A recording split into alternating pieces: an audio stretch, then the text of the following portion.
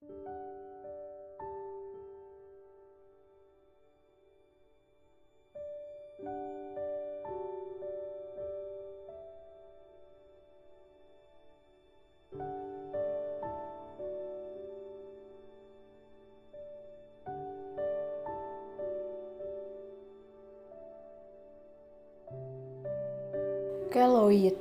Mendengar penuturan David, Diandra mengingat kembali kejadian beberapa hari lalu di mana dia diusir oleh papanya sendiri. Bahkan dia mendengar fakta baru tentang dirinya yang selama ini tidak dia ketahui.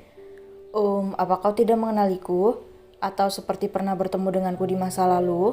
Tanya David yang berharap kalau Diandra yang dipanggilnya Lily mengenal dan mengingat dirinya.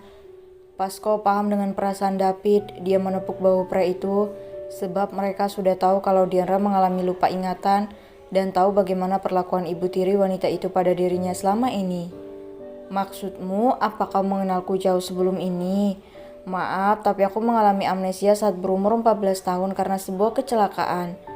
Ucapnya langsung terdiam saat dia mengingat lagi kalau dia yang menyebabkan mamanya meninggal dunia, persis seperti apa yang dikatakan oleh Nyonya Helen selama dia tinggal bersama wanita licik itu.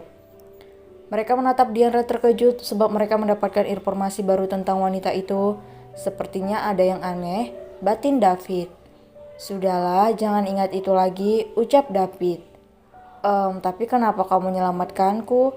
Aku sudah bilang kalau aku tidak akan meminta pertanggungjawaban, ucap Diandra sambil menunduk. Bodoh, kali ini David yang kesal mendengar ucapan wanita itu.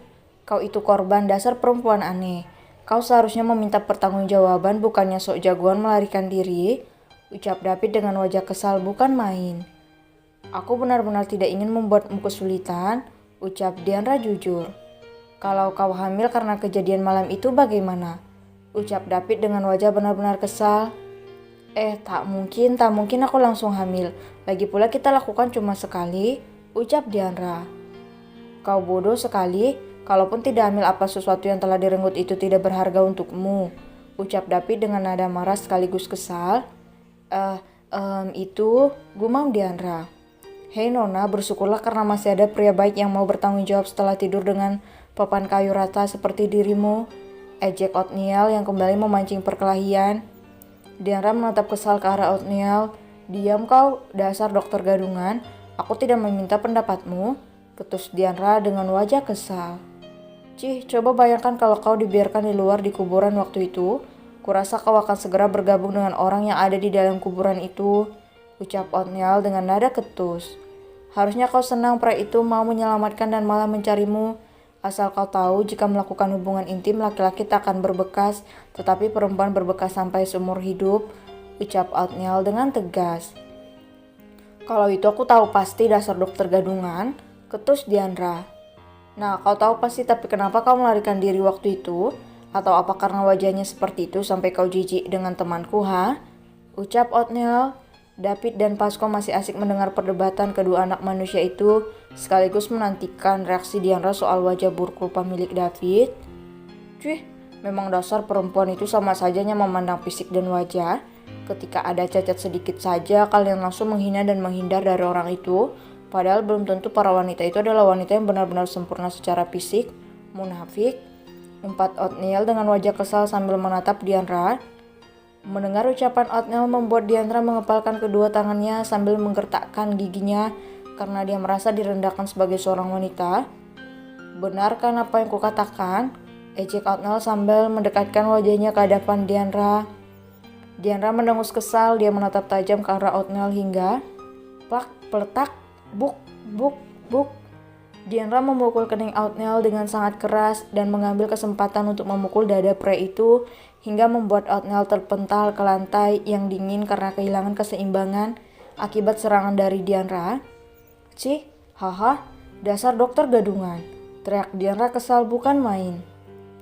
Pasco dan David tak menyangka kalau Othniel akan terpental seperti itu. Othniel bangkit berdiri dengan cepat sambil mengusap keningnya yang sakit akibat serangan Diandra. Dasar wanita gila, kenapa kau memukul kepalaku? Dasar aneh, pekik Othniel dengan kemarahannya bertubi-tubi.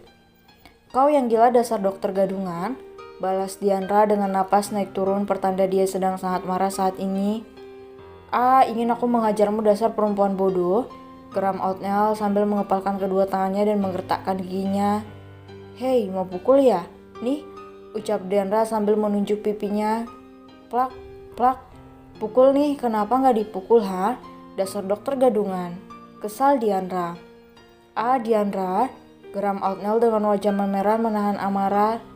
Hei, kalian hentikan, jangan buat ribut di sini, ucap Pasko. Diam, bentak Diandra dan Oatmeal bersamaan membuat Pasko sedikit terkejut. Namun seketika itu dia memasang wajah datar, menyadari kesalahannya. Kedua anak manusia beda gender itu terdiam sambil menatap Pasko yang sudah mengeraskan rahangnya. Cak, sudah jangan berdebat lagi. Kalian ini lebih dari anak-anak, dasar aneh, ketus David menengahi mereka.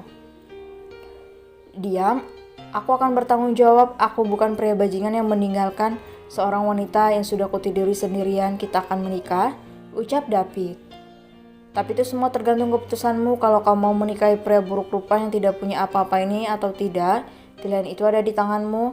Aku cukup sadar diri dengan wajahku, ucap David dengan wajah datar. Tetapi jika kau meminta uang, aku tak akan bisa memberikan apa-apa, aku tak punya uang sekarang. Aku hanya seorang pekerja lepas. Jelas David yang menutupi identitasnya dari Diandra. Cok, kalau mau tanggung jawab silakan, aku juga sadar kalau aku korban. Tapi gak perlu bawa-bawa masalah fisik, ucap Diandra dengan wajah kesal sambil menatap ke arah David. Kau pikir hanya kau saja yang tidak sempurna, utus Dian. Dia berdiri sambil melepaskan selang infus dengan paksa. Hei, kau mau apa? Ucap Oatmeal saat melihat Diandra melepaskan dengan paksa cairan infusnya. Diam dan lihat ini, ketus Dian sambil berdiri dan membelakangi mereka. Diandra menarik kaosnya membuat ketiga pria itu segera berputar dan memalingkan wajah mereka. Sekaligus kesal dengan sifat sembrono gadis itu, bagaimana bisa dia menunjukkan tubuhnya pada orang lain. Hei, jangan berpikiran aneh-aneh dasar pria kolot, ejek Dian sambil menoleh ke arah mereka bertiga yang berbalik dan memalingkan wajah mereka.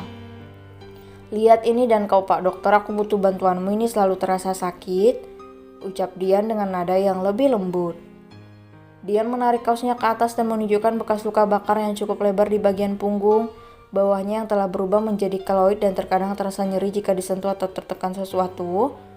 Pasko, David dan Oatmeal melihat bekas luka itu meski sedikit ragu untuk melihat punggung gadis itu. David yang sudah tahu dan melihat jelas keloid itu sebelumnya bersikap tenang dan biasa saja, sedangkan Pasko dan Oatmeal malah terbelalak melihat bekas luka itu. Astaga, lebar sekali, kenapa tidak diobati? Ucap Oatmeal yang ingin menyentuh keloid itu, namun tangannya langsung ditepis oleh David. Peletak, jangan disentuh, nanti kalian berkelahi lagi, ucap David yang mulai paham dengan kedua makhluk itu.